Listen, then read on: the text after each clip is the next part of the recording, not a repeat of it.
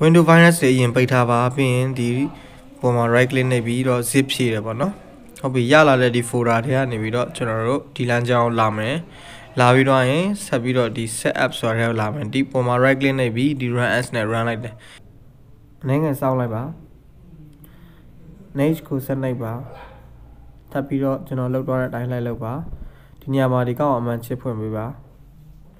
ပြီးတော့ရင်တော့ဒီခုတော့တဲ့နေရာတိုင်းဆက်လာခဲ့လိုက်ပါအေးစေးပါနော်ဒီတိုင်းလေးဆက်နှိပ်သွားပေးပါဒီမှာတော့အကြာကြီးစောင်းအောင်မဖြစ်ပါတယ်ကျွန်တော်ခဏရေးလိုက်တာပါ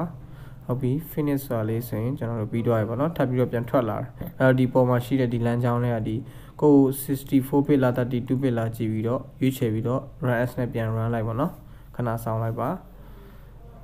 ဒီခုဒီနေထားမှာ pad ဆိုတာလေးနှိပ်ပေးလိုက်ပါဒါဆိုရင်ဒီစာသားမြင်ရပြီဆိုရင်ကျွန်တော်တို့ရဲ့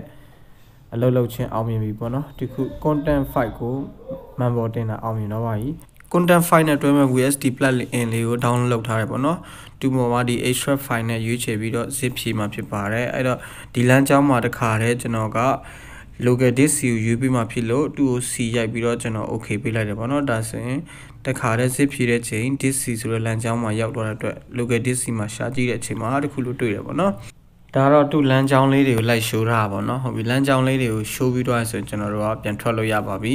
ဆော့ဆော့က content file ထဲမှာကျွန်တော်တို့အတုံးပြမှာဖြစ်လို့သူ့ကိုလာဖွင့်လိုက်တယ်ဖွင့်ပြီးတော့ကျွန်တော်တို့ဘယ်နေရာလာမလဲဆိုရင်ဒီ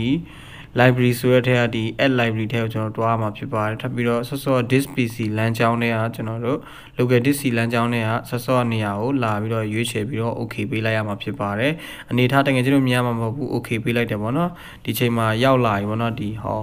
အဲ့တော့အဲ့ထက်ကဒီဘက်ချမ်းကိုဆွဲထည့်လိုက်မယ်ဆိုရင်ကျွန်တော်တို့ခုခေါ်ထားတဲ့ violin VST plugin ကအတက်တွင်းနေပေါ့နော်ဟောအဲ့တော့ဒီ VST plugin လေးကိုဒီ FL Studio မှာခိုင်းစားမယ်ပေါ့နော်ဟုတ်ပြီကျွန်တော်တို့ many plugin ကနေအရင် run ထားပေါ့နော်ကျွန်တော်တော့ရှာပြီးတော့ဖြစ်လို့ဒီခေါ်တဲ့နေရာကနေပြီးတော့ကျွန်တော်ဒီခု content file ဆိုတာလေးရွေးချယ်ပေးလိုက်တယ်ပေါ့နော်အဲ့အချိန်မှာဒီမှာအလားပေါ်နေပေါ့နော်ဟောဒါတော့ဒီဘက်ဆွဲထည့်လိုက်ပြီဟုတ်ပြီကျွန်တော်ရဲ့keyboard piano ကျွန်တော် MIDI ကြိုးလေးနဲ့ချိတ်ထား